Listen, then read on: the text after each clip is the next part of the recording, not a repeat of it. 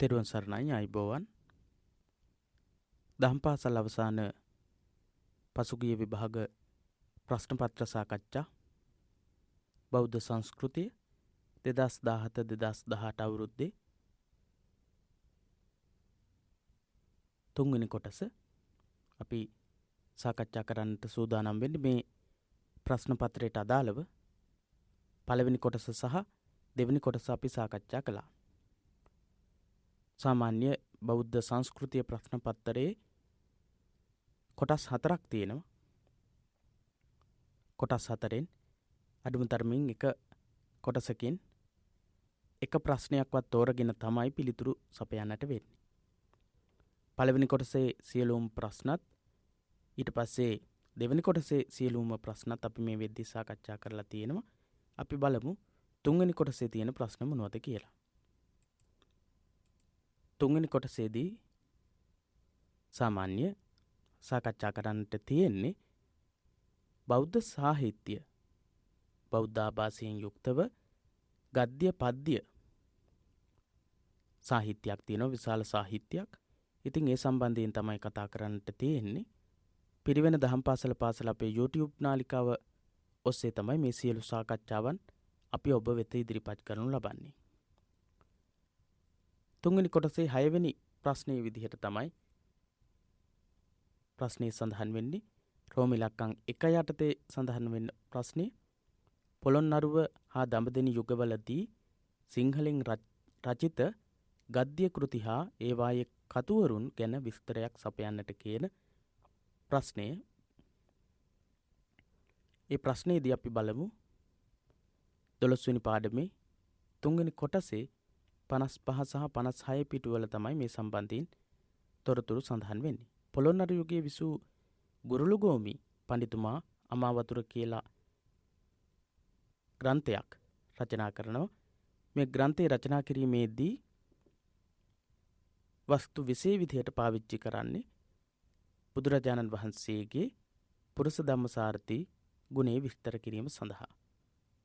වස්තු විශේෂ වෙන්නේ පුරුෂ ධම්මසාරථී ගුණය. ඊළඟට දඹදෙණි යුගයේ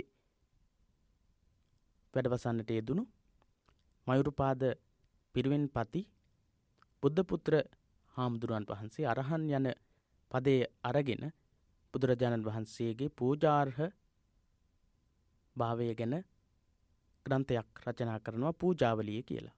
ඉතා විශාල පොතක්. මේ පොත දඹදෙණි සාහිත්‍ය යුගයට අයිති වෙන්නේ.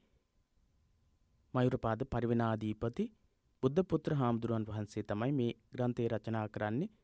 ඒ බවත් අපිට සඳහන් කරන්නට වෙනවා. ඒ වගේම තමයි අරහන් කියන බුදු ගුණය සම්බන්ධයෙන් බුදුරජාණන් වහන්සේගේ පූජාර්හ භාවය ගැන තමයි කියවෙන්නේ කියන විස්තරයත් මේ ප්‍රශ්නයේදී අපිට ඇතුළත් කරන්නට වෙනවා. ඒ වගේම තමයි දඹදෙණි යුගයේදී ලියවුණු තවත් ජනප්‍රිය ධර්ම ග්‍රන්ථයක් තමයි සද්ධර්ම රත්නාවලිය. සද්ධර්ම රත්නාවලියේ කතුවරයා විදිහට සැලකෙන්නේ ධර්මසේන කියන ස්ථවිර කෙනෙක්, එහෙම නැත්නම් හාමුදුරුවන් වහන්සේ නමක්. ඒ වගේම විද්‍යා චක්‍රවර්ති පඬිවරයා බුත්සරණ, දම්සරණ, දහම්සරණ, සංඝසරණ කියන ගුණ සම්බන්ධයෙන් ග්‍රන්ථ රචනා කරලා තියෙනවා. බුත්සරණ, දහම්සරණ, සංඝසරණ කියලා. ඒ වගේම ධර්මකීර්ති හාමුදුරුවන් වහන්සේ මේක අයිති වෙන්නේ ගම්පොළ යුගයට.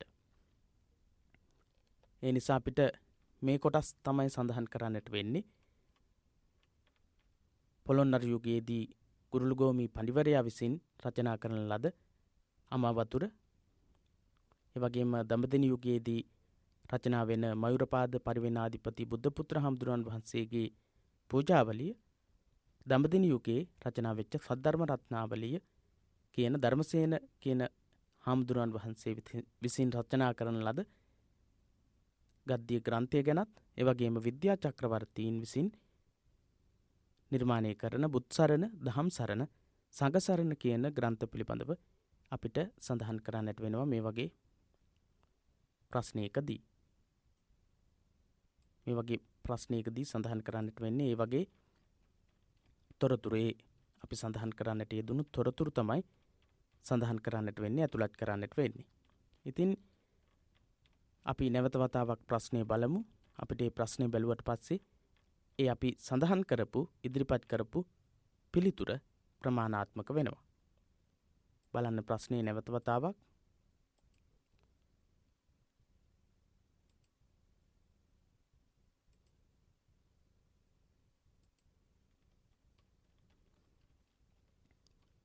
පොළොන්නරුව හා දඹදෙණි යුගවලදී සිංහලෙන් රචිත ගද්‍ය කෘති හා ඒවායේ කතුවරුන් ගැන විස්තරයක් සපයන්නට කියන ප්‍රශ්නේ. ඒ සඳහා ඒ විදිහේ කෙටි පිළිතුරක් තමයි අපි ඉදිරිපත් කරන්නට ඕන වැදගත්ම වෙන කාරණාවන්. ඒ යුගවලදී පොළොන්නරු යුගයේදී දඹදෙණි යුගයේදී රචනා වෙච්ච ග්‍රන්ථ සහ රචනා කරපු කර්තෘවරු ඒ වගේම ඒ සඳහා වස්තු විෂය බවට පත් කරගෙන තියෙන්නේ මොනවද කියන එක දක්වන්නට වෙනවා. ඊළඟට සිංහල ගද්‍ය හෝ පද්‍ය නිර්මාණ මගින් බෞද්ධ සාහිත්‍ය පෝෂණයෙහි යෙදුණු පැවිදි පඬිවරුන් තිදෙනෙකු හා ඔවුන්ගේ කෘතීන් ගැන හැඳින්වීමක් කරන්නට කියන ප්‍රශ්නේ තියෙනවා. ලකුණු 6ක ප්‍රශ්නයක්. අපි බලමු ඒ සම්බන්ධයෙන් අපිට මොනවද ඉදිරිපත් කරන්නට පුළුවන් තොරතුරු කියලා. සිංහල ගද්‍ය හෝ පද්‍ය නිර්මාණ මගින් බෞද්ධ සාහිත්‍ය පෝෂණයෙහි යෙදුණු පැවිදි පඬිවරුන් තිදෙනෙකු සහ උන්වහන්සේලා විසින් ඉදිරිපත් කරන්නට යෙදුණු කෘති ගැන හැඳින්වීම. පූජාවලිය කියන ගද්‍ය ග්‍රන්ථය රචනා කරන්නේ මයුරපාද පරිවේනාධිපති බුද්ධපුත්‍ර හාමුදුරුවන් වහන්සේ. උන්වහන්සේ විසින් රචනා කරන ලද පූජාවලිය පොදු ජනතාවගේ ආදරයේ ගෞරවයේ දිනාගත්ත තවත් බණකතා ග්‍රන්ථයක් විදිහට විස්තර කරන්නට පුළුවන්. බොහෝ බෞද්ධ ගෙවල් වල තියෙන දහම් පොතක් විදිහට පූජාවලිය සඳහන් කරන්නට පුළුවන්. ජාතක පොත වගේම මේකත් පෙහෙවස් සමාදන් වෙච්ච උවැසු යැසියන් අතර බෙහෙවින් ජනප්‍රිය වෙච්ච ග්‍රන්ථයක් පූජාවලිය. පූජාවලියේ කර්තෘවරයාණෝ දඹදෙණි යුගයේ ජීවත් වෙච්ච මයුරපාද පරිවේනාධිපති බුද්ධපුත්‍ර හාමුදුරුවන් වහන්සේ දඹදෙණි රජ කරපු දෙවනි පණ්ඩිත පරාක්‍රමබාහු රජතුමාගේ ඇමතියෙක් වෙච්ච දේව ප්‍රතිරාජ කියන ඇමතියා විසින් රජතුමාට බුදු බව පැතීමට ආසාවක් ඇති කරන විදිහට මේ ග්‍රන්ථය රචනා කරන්නට කියලා මයුරපාද පරිවේනාධිපති හාමුදුරුවන් වහන්සේට ආරාධනා කරලා තියෙනවා. එහෙනම් දේව ප්‍රතිරාජ ඇමතිවරයාගේ ආරාධනාව අනුව දඹදෙණි රජකම් කරපු දෙවනි පණ්ඩිත පරාක්‍රමබාහු රජතුමාට බුදු බව පැතීමට ආසාවක් ඇතිවීම සඳහා තමයි රචනා කරලා තියෙන්නේ. ඒ වගේම පූජාවලියේ ආරාධනාවේ ප්‍රතිඵලයක් විදිහට රචනා වුණා කියලා තමයි සඳහන් කරන්නට පුළුවන්කම තියෙන්නේ. ඉතින් මේ තොරතුරු අපිට සඳහන් කරන්නට වෙනවා ගද්‍ය ග්‍රන්ථ රචනා කරන්නට යෙදුණු පඬිවරුන් පිළිබඳව සඳහන් කරද්දී. අපි නැවත වතාවක් ප්‍රශ්නය බලමු. සිංහල ගද්‍ය හෝ පද්‍ය නිර්මාණ මගින් බෞද්ධ සාහිත්‍ය පෝෂණයෙහි යෙදුණු පැවිදි පඬිවරුන් තිදෙනෙකු හා ඔවුන්ගේ කෘති ගැන හැඳින්වීමක් කරන්න. මයුරපාද හාමුදුරුවන් වහන්සේ ගැන සඳහන් කළා. ඒ වගේම උන්වහන්සේ විසින් රචනා කරන ලද පූජාවලිය ග්‍රන්ථය ගද්‍ය ග්‍රන්ථය ගැන තමයි අපි මේ සාකච්ඡා කරමින් ඉන්නේ. ඊළඟට මේ සම්බන්ධයෙන් තවත් තොරතුරු බොහොමයක් ගෙන හැර දක්වන්නට පුළුවන්. හැබැයි ඒ විදිහේ තොරතුරු ප්‍රමාණයක් ඉදිරිපත් කළාට පස්සේ ප්‍රමාණවත් වෙනවා. ඊළඟට සද්ධර්ම රත්නාවලිය ධර්මසේන හාමුදුරුවන් වහන්සේ තමයි රචනා කරන්නේ. ධම්මසේන යතිස්සරෝ කියලා සඳහන් කරලා තියෙනවා. ධර්මසේන හාමුදුරුවන් වහන්සේ විසින් මේ ග්‍රන්ථය රචනා කරපු බව සද්ධර්ම රත්නාවලිය තුලම ඇතුළත් වෙලා තියෙනවා. පූජාවලිය වගේම දඹදෙණි යුගයේදී ලියවෙච්ච තවත් ජනප්‍රිය ධර්ම ග්‍රන්ථයක් තමයි මේ සද්ධර්ම රත්නාවලිය. සද්ධර්ම රත්නාවලියේ කතුවරයා ධර්මසේන කියන හාමුදුරුවන් වහන්සේ ඒක අපි මුලින් සඳහන් කළා. ඒ වගේම ධර්මසේන හාමුදුරුවන් වහන්සේ කුමන විහාරස්ථානයක වාසය කරපු කෙනෙක්ද කියන එක සද්ධර්ම රත්නාවලියෙන් හෝ අන් කිසි තැනක සඳහන් වෙලා නැහැ. ධර්මසේන හාමුදුරන් වහන්සේ වැඩ සිටියේ කොහෙද කියන එක සම්බන්ධයෙන්. සද්ධර්ම රත්නාවලිය අනුව හිතා ගන්නට පුළුවන්කම තියෙන්නේ කතුතුමා කරුතුරුවරයා කීර්ති ප්‍රශංසා ආදියක් බලාපොරොත්තු නොවි නිහතමානී සුපේසල ශික්ෂාකාමී භික්ෂූන් වහන්සේ නමක් විදිහට මේ ග්‍රන්ථය රචනා කරලා තියෙනවා කියලා. ඒ වගේම තමයි සද්ධර්ම රත්නාවලියේදී අපිට දකින්නට පුළුවන්කම තියෙන්නේ බෞද්ධ සාහිත්‍ය හා සම්බන්ධ ඉතා ප්‍රකට සිදුවීම් ඉතා අලංකාරවත් විදිහට උපමා උපමේ භාවිත කරමින් කාව්‍යාත්මක භාෂාවක් ඉතාමත් මනෝඥ වූ භාෂාවක් පාවිච්චි කරමින් ගැමි වහර ඇතුළත් කරමින් ගැමි උපමා භාවිත කරමින් රචනා කරන ලද ග්‍රන්ථයක් තමයි සද්ධර්ම රත්නාවලිය. එනම් සද්ධර්ම රත්නාවලිය ගැන හැඳින්වීමක් කරමින් ඒ ග්‍රන්ථය රචනා කරන ලද්දේ කවුරුන් විසින්ද කියන එක අපිට දක්වන්නට වෙන්නේ. නැවත වතාවක් අපි ප්‍රශ්නයට අවධානය යොමු කරමු. සිංහල ගද්‍ය හෝ පද්‍ය නිර්මාණ මගින් බෞද්ධ සාහිත්‍ය පෝෂණයෙහි යෙදුණු පැවිදි පඬිවරුන් තිදෙනෙකු නම් හා ඔවුන්ගේ කෘති ගැන හැඳින්වීමක් කරන්නට කියන ප්‍රශ්නය. අපි පූජාවලිය ගැන සාකච්ඡා කළා. ඊළඟට සද්ධර්ම රත්නාවලිය ගැන කතා කළා. ඊළඟට අපි කාව්‍ය ග්‍රන්ථයක් රචනා කරපු පද්‍ය ග්‍රන්ථයක් රචනා කරපු හාමුදුරුවන් වහන්සේ නමක් පිළිබඳව තමයි කතා කරන්නට ලෑස්ති වෙන්නේ. බුදුගුණ අලංකාරය. කෝට්ටේ යුගයේ වැඩ වාසය කරන්නට යෙදුණු හංස සංදේශය, ලෝවැඩ සංග්‍රහ වගේ කෘති බිහි කරපු පීදාගම මෛත්‍රී හාමුදුරුවෝ තමයි බුදුගුණ අලංකාරය රචනා කරන්නේ. බුදුගුණ අලංකාරය රචනා කරන ලද පීදාගම මෛත්‍රී හාමුදුරුවෝ. ඒ බව බුදුගුණ අලංකාරයේම අග එන මේ පද්‍යයෙන් පැහැදිලිව සඳහන් වෙනවා. දින දින නොඅඩු දින පුද පැවති මනහර දනමන රඳන සැදි ගෙවුයන් සිරින් බර වැඳබෙන පසිඳු මහා රයිගම් පුර අතුර බබලන සොඳුරු වීදාගම මහ වෙහෙර. ඒ විදිහට කවියක් සඳහන් වෙනවා. ඉතින් උන්වහන්සේ වීදාගම මෛත්‍රී හාමුදුරුවන් වහන්සේ විදිහට මේ ග්‍රන්ථය රචනා කරා කියන එක සම්බන්ධයෙන් තමයි සඳහන් වෙන්නේ. ඒ වගේම මේ ග්‍රන්ථය පද්‍ය ග්‍රන්ථයක් විදිහට උතුම් වූ බුදුගුණ සම්බන්ධයෙන් ඉතාමත් මනෝඥ වූ කාව්‍ය නිර්මාණයන් බොහෝමයක් ඇතුළත් වෙන අන්තර්ගත වෙන නිර්මාණයක් විදිහට අපිට සඳහන් කරන්නට හැකියාව තියෙනවා, පුළුවන්කම තියෙනවා. ඉතින් මේ ග්‍රන්ථය රචනා කිරීමේදී විද්‍යා චක්‍රවර්තීන්ගේ බුත්සරණ උදව් කරගෙන තියෙන බව දකින්නට පුළුවන්. ඒ වගේම බුදුගුණ අලංකාරයේ පද්‍ය 612ක් තියෙනවා. අවසාන පද්‍යයෙන් උන්වහන්සේ බුදු බව ප්‍රාර්ථනා කරපු බවත් සඳහන් කරලා තියෙනවා. ඒ විදිහේ විස්තරයක් අපිට ඉදිරිපත් කරන්නට පුළුවන් බුදුගුණ අලංකාරය පිළිබඳව.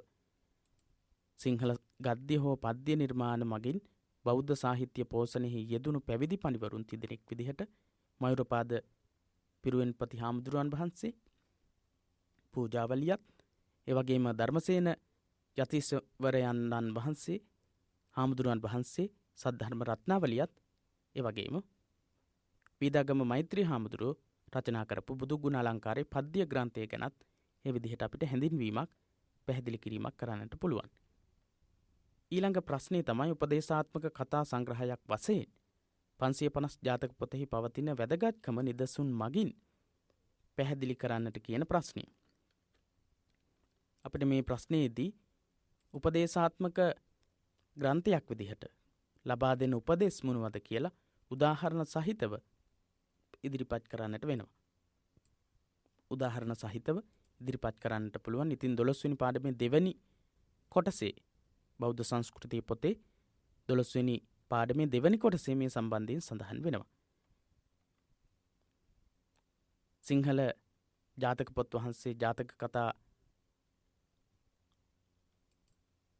547ක් සඳහන් වෙනවා. ඒත් මේ පොත 550 ජාතක පොත් වහන්සේ විදිහට තමයි අපි හඳුන්වනු ලබන්නේ. ඒ වගේම තමයි ජාතක කතා උපදේශාත්මකව පණිවිඩ රැසක් ලබා දෙන ඉගැන්වීම් සමුදායක්.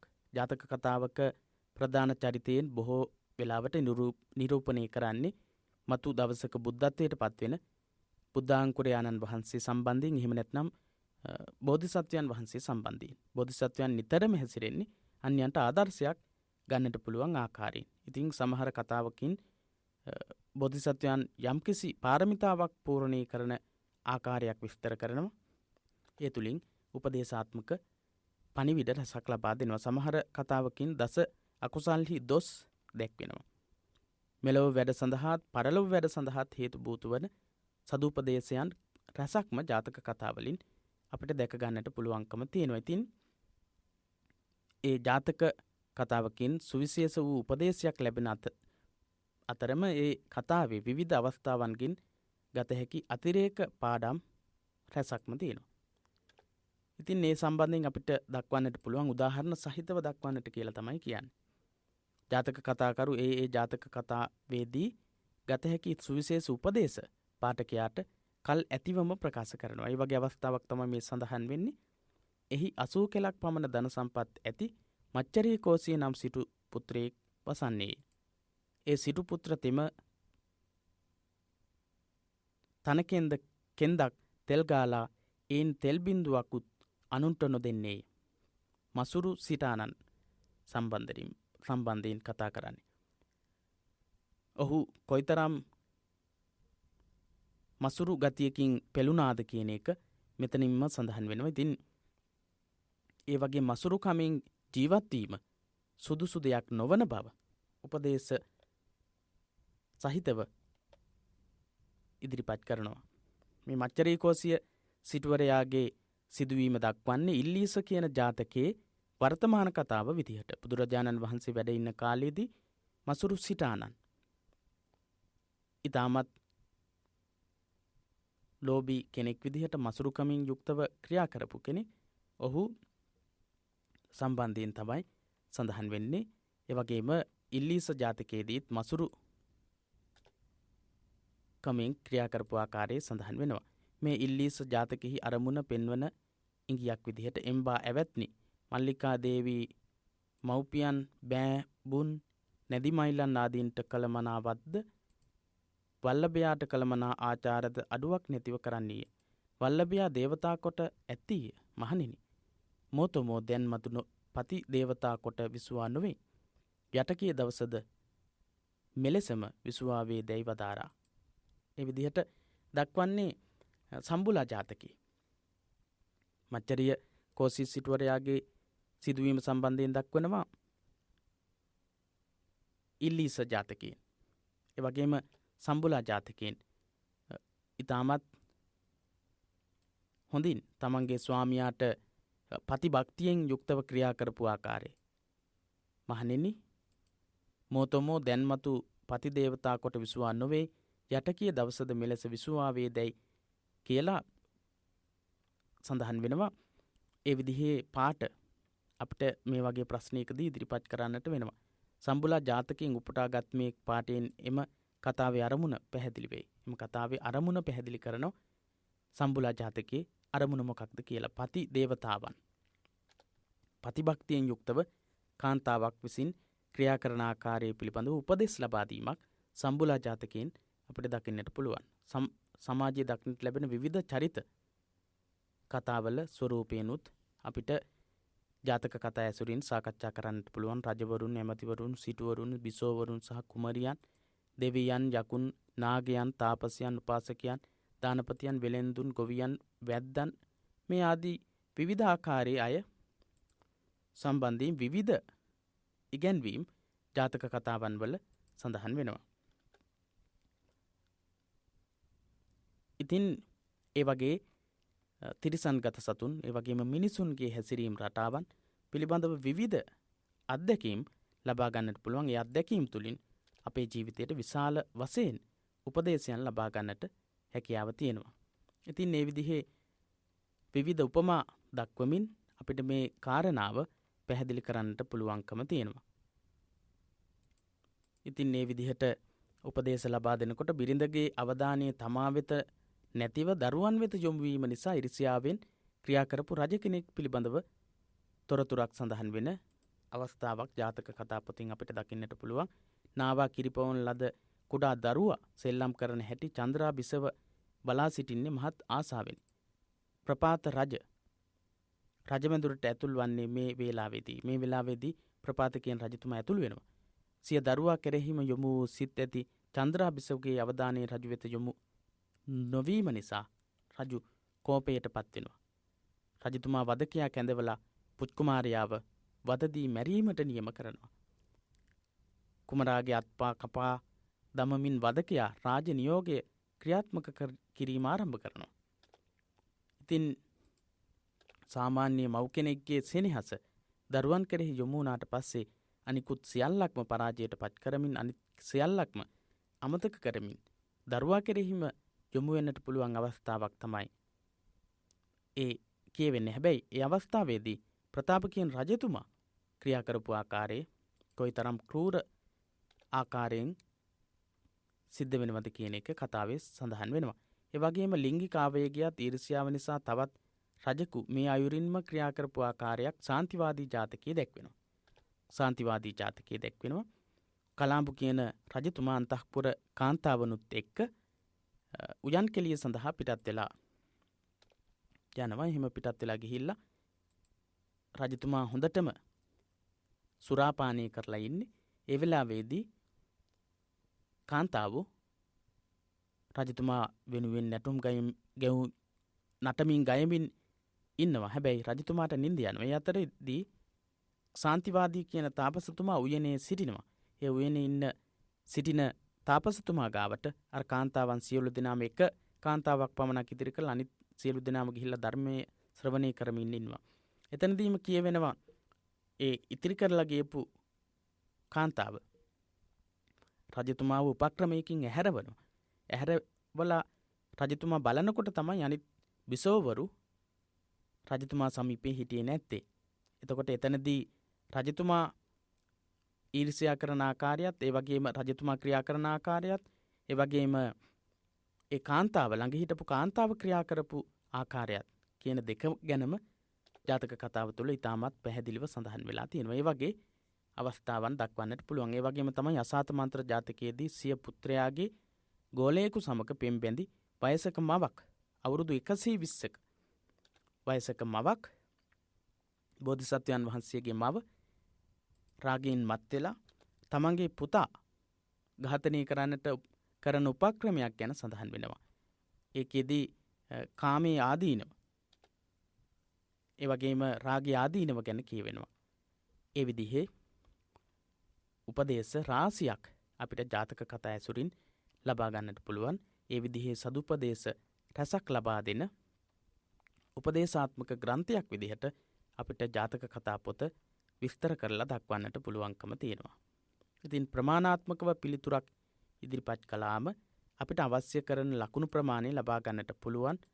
අපි දන්න සියල්ලක්ම ඉදිරිපත් කරමින් ලියමින් සිටින්නට ගියොත් අනිකුත් ප්‍රශ්න සම්බන්ධයෙන් අවධානය යොමු කරන්නට තියෙන අවස්ථාව ගිලිහිලා යනවා. ඒ නිසා අනිවාර්යයෙන්ම ලකුණුවල ප්‍රමාණය අනුව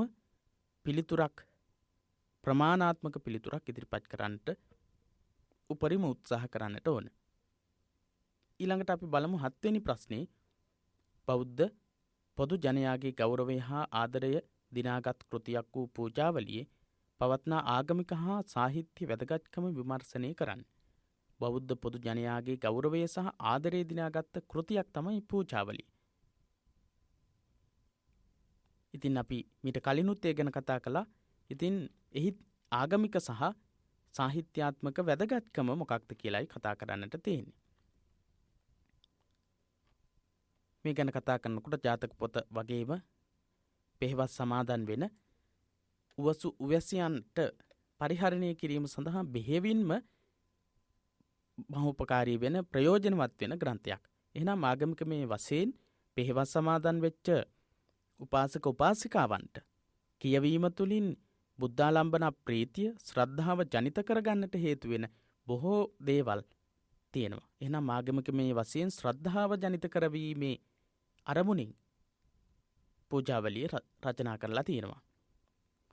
ඊළඟට මයුරපාද පරිවේනාධිපති බුද්ධපුත්‍ර හාමුදුරුවන් වහන්සේ තමයි මේ ග්‍රන්ථය රචනා කරලා තියෙන්නේ. වගේම දඹදෙණී රජ කරපු දෙවැනි පණ්ඩිත පරාක්‍රම බාහු රජතුමාගේ ඇමති දේව ප්‍රතිරාජ විසින් රජතුමාට බුදු බව පැතීමට ආසාවක් ඇතිවීම සඳහා ග්‍රන්ථයක් රචනා කරන්නට කියලා මයුරපාද හාමුදුරුවන්ගෙන් කරපු ඉල්ලීමට අනුව තමයි මේ ග්‍රන්ථය රචනා කරේ කියලා සඳහන් වෙනවා. එහෙනම් ඒ පැත්තෙන් ගත්තම තවත් ආගමික මේ වටිනාකමක් අපිට කතා කරන්නට පුළුවන්. රජ කෙනෙක්ට බුද්ධත්වයට පත්වීම සඳහා අදහසක් ඇතිවීම සඳහා මේ ග්‍රන්ථය රචනා කරන්නට කියලා ඉල්ලීමක් අනුව තමයි මේ ග්‍රන්ථය රචනා කරන්නේ. රජ කෙනෙක් කියලා කියන්නේ පරමාදර්ශී වගේම සත්පුරුෂ කෙනෙක්. එතකොට මේ සත්පුරුෂත්වයේ තව තවත් ඔප්නංවන්නට බෝධිසත්ව ගුණෝපේත රජ කෙනෙක් බවට පත් වෙන්නට මේ ග්‍රන්ථය රචනා කිරීම තුළින් බලාපොරොත්තු වෙලා තියෙනවා. එහෙනම් ආගමික මේ වශයෙන් ඒ විදිහටත් අපිට සාකච්ඡා කරන්නට පුළුවන්කම තියෙනවා පූජාවලිය සම්බන්ධයෙන්.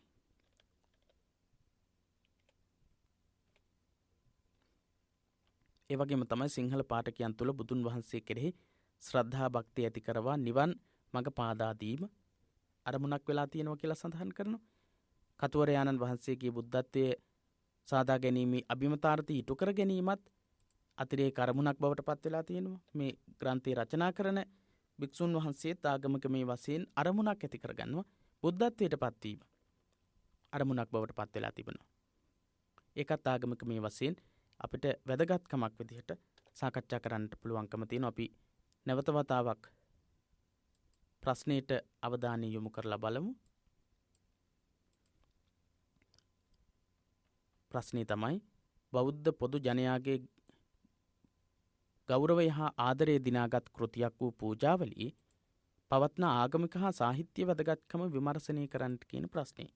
එහෙනම් ආගමික වැදගත්කම මේ විදිහට අපිට කතා කරන්නට පුළුවන්. මේ ග්‍රන්ථය රචනා කිරීමේ අරමුණ, ඒ වගේම ග්‍රන්ථයේ අන්තර්ගත වෙලා තියෙන කාරණාවන්, බුදුරජාණන් වහන්සේගේ පූජාර්හභාවය, අරහන් ගුණය තමයි ඒ තුලින් සාකච්ඡා කරලා තියෙන්නේ.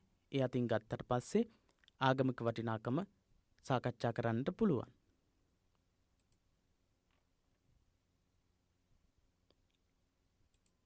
ඒ වගේම තමයි මේක නිරන්තරයෙන්ම බොහෝ දෙනෙක්ගේ පරිහරණය සඳහා හේතු වෙන සාහිත්‍ය කෘතියක් විදිහට, ධර්ම සාහිත්‍යය තුළ තියෙන ගද්‍ය ග්‍රන්ථයක් විදිහට අපිට සාකච්ඡා කරන්නට පුළුවන්. ඉතින් රාජ ගෞරවය සහ මහජන ගෞරවය ලද වෙනත් පුස්තකයක් සිංහල සාහිත්‍යයේ නොමැති බව කිව යුතුය. ඒ කියන්නේ රාජ්‍ය ගෞරවයත් ඒ වගේම මහජනතාවගේ ගෞරවයත් ලැබිලා තියෙනවා සාහිත්‍ය කෘතියක් විදිහට. සාහිත්‍ය කෘතියක් විදිහට ඒ තරම් වටිනාකමක් ලැබෙන්නේ සාහිත්‍යාත්මකව, ධර්ම සාහිත්‍යාගතව ඒ තරම් වටින ග්‍රන්ථයක් නිසා.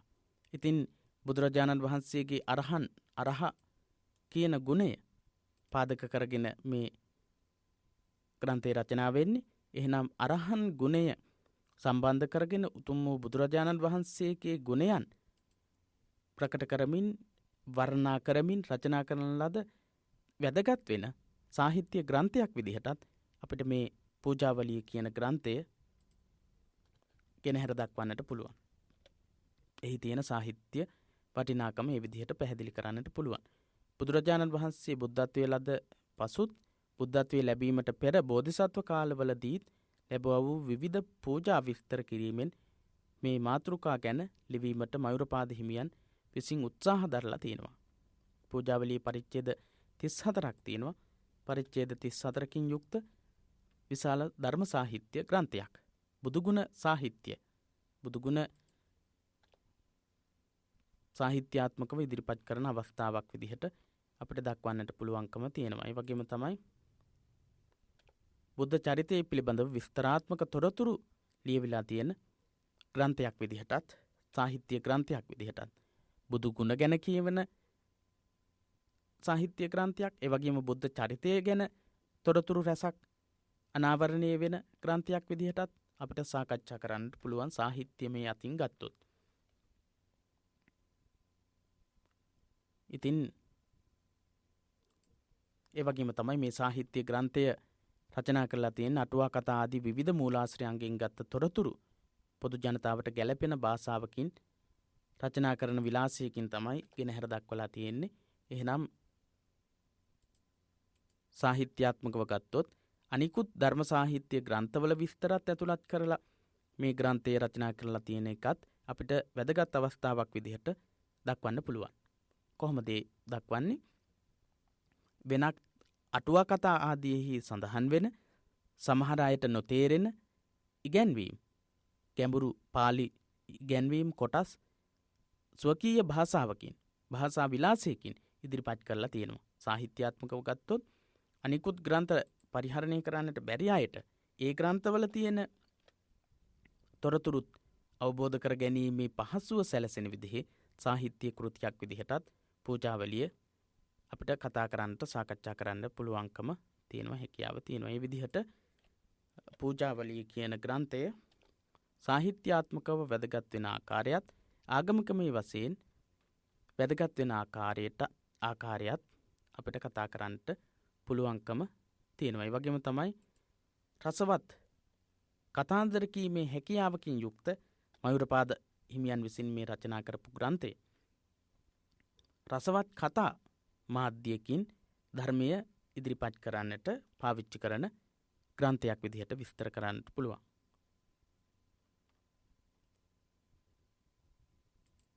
ඉතින් මේ කොටස හොඳින් කියවලා තිබුණොත් හරිම ලේසියෙන්, හරිම පහසුවෙන් ඒ වගේ ප්‍රශ්නයකට අපිට පිළිතුරු ගොනු කරන්නට පුළුවන්. හොඳයි, ඊළඟට ජාතක කතා වස්තු කොටගෙන සිංහලෙන් රචිත සිව්පද කාව්‍ය 3ක් හා ඒවායේ කරුතුරුවරුන් ගැන විස්තර ඉදිරිපත් කරන්නට කියන ප්‍රශ්නය. තවත් බෞද්ධ සාහිත්‍යයේ විශේෂ ලක්ෂණයක් තමයි ජාතක කතා ඇසුරු කරගෙන පද්‍ය කාව්‍යයන් නිර්මාණය කිරීම. එහෙම නිර්මාණය කරපු පද්‍ය කාව්‍යයන් රැසක්ම බෞද්ධ සාහිත්‍යයේ ඇතුළත් වෙනවා. ඒ අතරින් ජාතක කතා වස්තු කොටගෙන සිංහලෙන් රචිත සිව්පද කාව්‍ය 3ක් සහ ඒවා රචනා කරපු කරුතුරුවරුන් 3 දෙනෙක් සම්බන්ධයෙන් තමයි තොරතුරු දක්වන්නට තියෙන්නේ. 12 වෙනි පාඩමේ පළවෙනි කොටසේ 56 57 පිටුවල මේ සම්බන්ධයෙන් සඳහන් වෙනවා. ඉතින් හිස නරකෙසක් දුටු කෙනෙහි රාජ්‍ය අතහැර තපසට ගිය මකාදේව රජතුමාගේ කතාන්දරයේ ඇතුළත් වෙන මෝදේ උදාවත අපට දකින්නට පුළුවන්කම තියෙන කාව්‍ය නිර්මාණයක්. මකාදේව ජාතකය ඇසුරින් මකාදේව රජතුමාගේ කතාන්දරයේ ඇසුරු කරගෙන රචනා කරපු කාව්‍ය ග්‍රන්ථයක්. ඉතින් කරුතුරුවරුත් සමගින් දක්වන්නට ඕන නිසා අපි මෙන්න මේ කොටස් පිළිතුරු විදිහට ලබා ගමු. ජාතක කතා වස්තු කොටගෙන සිංහලෙන් රචිත සිව්පද කාව්‍ය 3ක් සහ ඒවයි කරුතුරුවරුන් ගැන විස්තර ඉදිරිපත් කරන්නට ඕන නිසා අපි පළවෙනිටම ගමු ගුත්තිල කාව්‍ය. ගුරුවරයාට අවමන් කිරීමේ ආදීනව දැක්වීමට වෑත්තෑවේ හිමියන් විසින් රචනා කරන ලද ගුත්තිල කාව්‍ය. වෑත්තෑවේ හාමුදුරුවෝ තමයි රචනා කරන්නේ ගුත්තිල කාව්‍ය. ගුත්තිල ජාතකය ඇසුරු කරගෙන තමයි ගුත්තිල කාව්‍ය රචනා කරන්නේ. වෑත්තෑවේ හාමුදුරුවෝ ගුත්තිල කාව්‍ය, ගුත්තිල ජාතකය ඇසුරු කරගෙන. ඊළඟට කෝට්ටේ යුගයේදී තොටගමුවේ ශ්‍රී රාහුල හාමුදුරුවෝ රචනා කරනවා කාව්‍ය සේකරය. කාව්‍ය සේකරය සඳහා යොදා ගන්න ජාතක කතාව තමයි සත්තුබත්ත ජාතකය. කාව්‍ය සේකරයේ සඳහන් වෙන්නේ සත්තුබත්ත ජාතකය. ඊළඟට ඒ පිළිබඳව සඳහන් වෙනවා විස්තර. තරුණ බිරිඳක් ආවාහ කරගත් මහලු බමුණකුට විඳීමට සිද්ධ වෙච්ච දුක් ගැහැට තමයි මේ කාව්‍ය සේකරයේ තුල සඳහන් වෙන්නේ. සත්තුබත්ත ජාතකය ඇසුරු කරගෙන රචනා කරපු කාව්‍ය ග්‍රන්ථය, කාව්‍ය නිර්මාණය කාව්‍ය සේකරය. එහෙනම් දෙවනි උදාහරණය, දෙවනි පිළිතුර අපිට දක්වන්නට පුළුවන්. කෝට්ටේ යුගයේ තොටගමුවේ ශ්‍රී රාහුල හාමුදුරුවෝ කාව්‍ය සේකරය සත්තුබත්ත ජාතකය ඇසුරින් කියලා අපිට දක්වන්නට පුළුවන්. ඊළඟට කෞසිල්මලට වස්තු කුස ජාතකයේම තෝරාගෙන අලගිය වන්නේෝ සීතාවක යුගයේදී කුස ජාතකය කාව්‍ය නිර්මාණය කරනවා.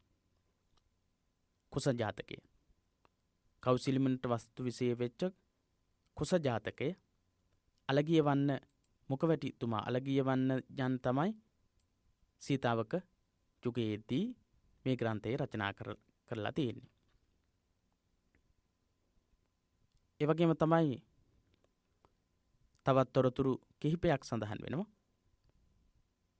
විල්ගම්මුල හාමුදුරුවෝ රචනා කරපු චන්දකින්නර ජාතකයේ වස්තු කොටගෙන විල්ගම්මුල හිමියන් විසින් රචනා කරන ලද සඳ කිඳුරු දාකව තවත් උදාහරණයක්. ඒ වගේම මහනුවර යුගයේදී ජාතක කතා 100 ගණනක් පද්‍යයට නැගී ඇතේ. ඒ වයින් වෙස්සන්තර ජාතකයේ ජනප්‍රිය වුණා කියලා සඳහන් වෙනවා. ඒ විදිහට ඒ කොටසින් උදාහරණ 3ක් අපිට දක්වන්නට පුළුවන්. හොඳයි, ඊළඟට 3 වෙනි රෝම ඉලක්කම යටතේ තියෙන ප්‍රශ්නයටත් අවධානය යොමු කරමු. කියවන්න ප්‍රශ්නේ. බ්‍රාහ්මණ හා දේව ඇදහිලි උපහාසයට ලක් කරමින් බුදුගුණ වර්ණනා කිරීමට බුදුගුණ අලංකාර කවියා දැරු උත්සාහය කොතෙක් දුරට සාර්ථක වී දැයි නිදසුන් මගින් විසද කරන්න.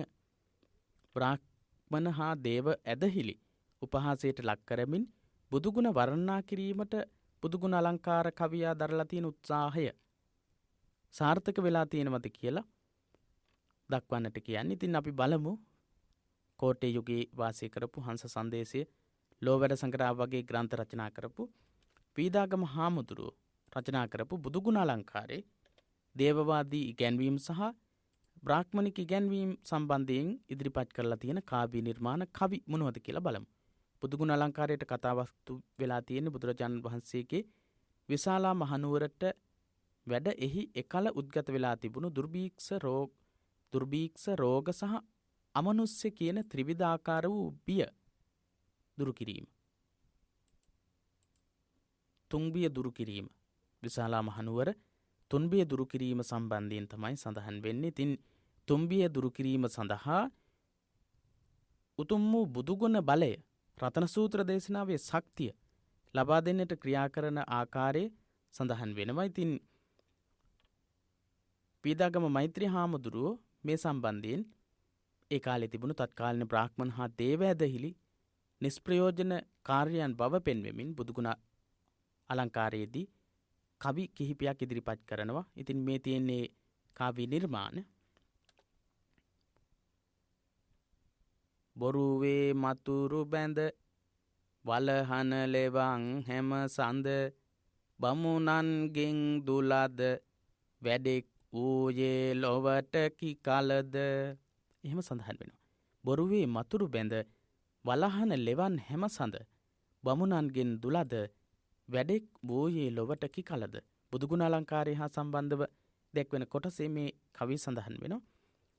බොරු වේද මන්ත්‍ර බැඳීමෙන් ලෝකයා රවට්ටන්නා වූ මිත්‍යා දෘෂ්ටික බමුණන්ගෙන් ලෝකයාට යහපතක් උනේ කවදද කියලා තමයි පීදාගම හාමුදුරුවෝ අහන්නේ. බොරු වේද මන්ත්‍ර බැඳලා ලෝකයා රවට්ටලා මිත්‍යා දෘෂ්ටියෙන් මිත්‍යාවෙන් ලෝකයාව රවට්ටගෙන ඉන්න අයගෙන් ලෝකයට වැඩක් උනේ නැහැ කියන එක. බුදුරජාණන් වහන්සේගේ උතුම් වූ ගුණයෙන් තුන්බිය දුරු කරන්නට පුළුවන් වෙනවා. විශාලා මහනුවර තුල ක්‍රියා කරන්නට යෙදුණු බ්‍රාහ්මණ කණ්ඩායම් තුන්බිය අවස්ථාවේදී ඒ සඳහා ක්‍රියා කරන්නේ නැහැ. උතුම් වූ බුදුගුණ බලය පාවිච්චි කරලා තමයි ඒ තුන්බිය දුරු කරන්නට හැකියාව ලබා ගන්නේ.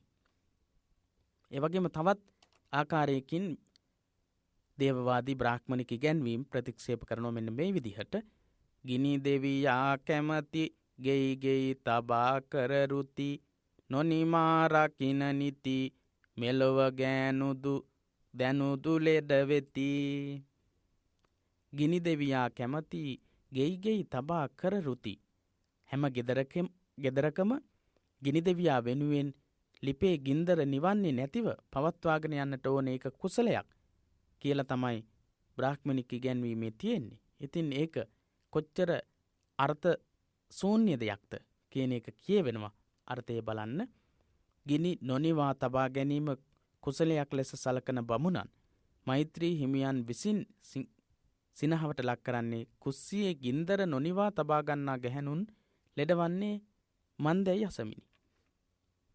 නොනිමා රකින්න නිති මෙලොව ගෑනුදු දැනුදු ලෙඩ වෙති.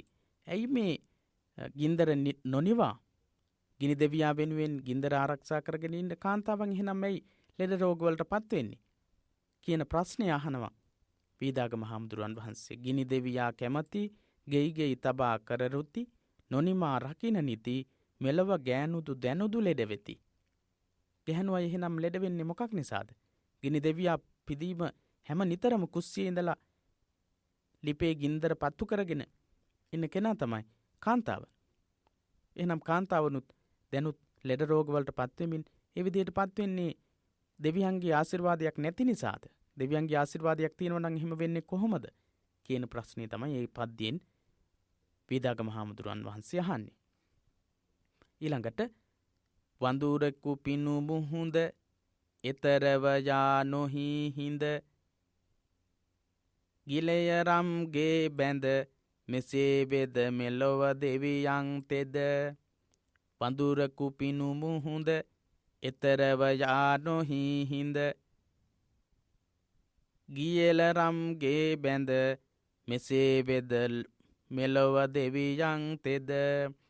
රාම රාවණ යුද්ධයේදී හනුමා නැමැති වඳුරා ඉන්දියාවෙන් ලංකාවට ඇවිල්ලා තියෙන්නේ මුහුඳ හරහා. වඳුරන් ලවා පාලමක් බඳවලා. රාමායන විෂ්ණුගේ අවතාරයක්ලු. ඉතින් වඳුරන්ට උඩින් පැනලා යන්න පුළුවන් තැනකදී දෙවියන්ට පාලමක් අවශ්‍ය නම් ඒ දෙවියන්ගේ පුළුවන්කම් ගැන මොනවද කියන්නට පුළුවන්? වඳුරෙක්ට පැනලා එන්න පුළුවන් තැනකින් දෙවියෙක් ඇවිල්ලා තියෙන්නේ පාලමක් බැඳලා. එහෙනම් වඳුරෙක්ට පැනලා එන්න පුළුවන් තැනකින් දෙවියෙක් පාලමක් බැඳලා එතනින් ආවා නම් එහෙනම් දෙවියාගේ තියෙන ශක්තිය ගැන මොනවද කතා කරන්නට තියෙන්නේ කියන ප්‍රශ්නය අහනවා. ඒ විදිහේ ඉදිරිපත් කිරීම් රාශියක් තියෙනවා බුදුගුණ අලංකාරයේදී. වේදාගම හාමුදුරුවෝ බ්‍රාහ්මණික සහ දේවවාදී සංකල්ප පිළිබඳව විවේචනයට භාජනය කරපු පද්‍ය නිර්මාණ කිහිපයක් ඉදිරිපත් වෙලා තියෙනවා. ඉතින් ප්‍රශ්නය තමයි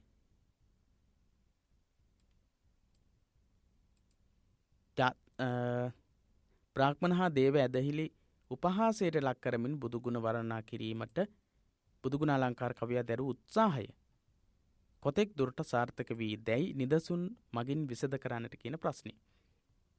ඒ විදිහට කවි කිහිපයක් ඉදිරිපත් කරමින් අපිට පුළුවන්කම තියෙනවා මේ ප්‍රශ්නයට පිළිතුරු ගොඩනගන්නට. ඒ වගේම තමයි බුදුරජාණන් වහන්සේගේ ගුණයන් ගැන කියවෙන කවියකුත් අපිට මෙතනදී ඇතුළත් කරගන්නට පුළුවන්.